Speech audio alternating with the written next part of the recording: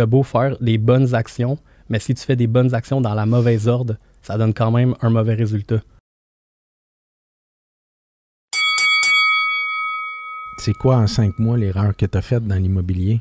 L'erreur, c'est pas quand j'ai commencé l'immobilier, c'est avant. J'ai essayé de recruter des courtiers avant. J'ai passé trop de temps sur mon marketing à moi puis à développer des affaires avant. J'aurais dû faire passer mon examen plus vite. Comme j'aurais dû clencher la portion qui me tentait moins, qui était comme le permis, le cours, le ci, le ça. Ça, j'aurais dû faire ça plus vite. Ça, honnêtement, je pense que oui, mettons, des petites erreurs à gauche, à droite. Là, au début, quand tu commences, tu te fais un peu garocher ça, puis c'est comme, OK, il faut que tu apprennes des logiciels, la GED, des affaires comme pour la conformité. Mais l'erreur, c'était pas vraiment quand j'ai commencé, c'est avant. J'ai mis la charrue en avant des bœufs, puis ma plus grosse leçon de ça, c'est que tu as beau faire des bonnes actions, mais si tu fais des bonnes actions dans la mauvaise ordre, ça donne quand même un mauvais résultat. Tu comprends? C'est un excellent tip que tu donnes là, puis tout en ton honneur. Je fais une parenthèse pour saluer Steve Larose qui commence et depuis 5 mois qui est avec nous. Ça, Steve, je pense que c'est un tip qu'on doit prendre, puis qu'on doit mettre en application, puis penser aussi ne pas faire parce que même tu vas voir après 23 ans, si tu fais de l'immobilier, tu vas en faire quand même des erreurs. Ah, mais oui, tout le temps. Là, ça fait partie de l'entrepreneuriat. En fait, puis il y a un autre point que je pense qui est important de mentionner, c'est les erreurs ou des erreurs ou des problèmes. Dans le fond, c'est un peu similaire. La façon de voir si tu avances dans ta business, c'est de voir si tu as les mêmes problèmes ou si tu fais les mêmes erreurs. Fait que moi, je dis tout le temps, autant dans ta vie personnelle, dans ta vie professionnelle, dans ta vie de couple, business, whatever, si tu as tout le temps les mêmes problèmes, c'est que tu n'avances pas. Si tu as des nouveaux problèmes, c'est que tu avances. Fait que là, dans le fond, justement, quand que je me rends compte que je fais une erreur, ben l'idée, c'est de pas, dans 3 ans, tu le monde que ça va bien leurs affaires. Puis comment ça va mal? Puis tu sais, puis qu'est-ce que c'est quoi? Ben c'est tout le temps les mêmes histoires, là, tu sais. Fait que moi, c'est ça, cette erreur-là, je l'ai appris, ça m'a coûté cher un peu. Ouais, c'est ça. Fait que tu poses la question, c'est pas quand j'ai commencé, c'est avant de commencer, c'est ça que j'aurais dû faire de différent.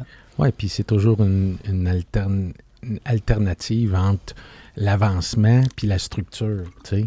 Fait qu'à un moment donné, ben plus ça grossit, plus il faut que tu restructures, puis d'avoir l'équilibre, c'est des fois, on n'a pas toujours le modèle. Tu sais, moi, je me rappelle, en bâtissant une équipe, à un moment donné, mon coach m'avait dit, il dit, tu vas arriver à une étape où tu n'as plus grand modèle à regarder. Là. Il n'y a pas des équipes plus grosses que ça.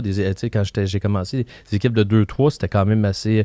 4-5, c'était 10, c'est énorme. Ça se faisait pas. Là, on va grossir, mais après ça, c'est quoi? Tu as besoin d'un nouveau directeur? Tu as besoin d'une personne aux ressources humaines? C'est quoi les... C'est tous des nouveaux problèmes. C'est ça. Ouais, exactement. Mais tu sais, c'est que tu deviens... Quand tu fais de quoi d'un petit peu différent, ben, tu es comme un peu un pionnier. Fait que tu paves le chemin pour oui, puis François, prends-le, là.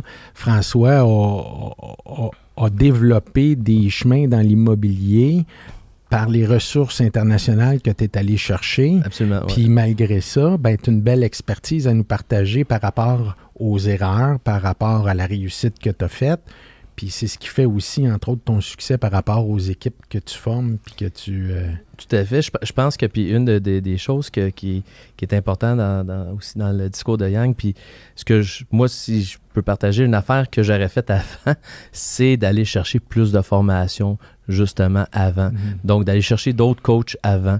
J'aurais commencé plus tôt, puis peut-être même, en tout cas, quasiment d'en faire plus, à avoir plus de savoir, acquérir plus de connaissances plus rapidement, être plus compétent. Dans la COVID, d'ailleurs, tu sais, quand c'est arrivé tout ce phénomène d'offres multiples-là, moi, en faisant partie d'un groupe international, ben tous des chefs d'équipe ensemble, parce que des chefs d'équipe...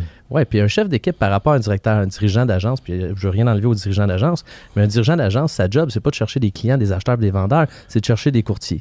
Un chef d'équipe, lui, il doit chercher des acheteurs puis des vendeurs, puis il se casse la tête. Puis nous, on est arrivé, mettons, avec les 8 stratégies, à la fin, on était rendu à 18 stratégies pour gagner en 9 multiples. On en rajoutait tout le temps, tu sais. Ouais. On en à chaque mois, hey, on peut faire ça aussi, on peut faire ça aussi.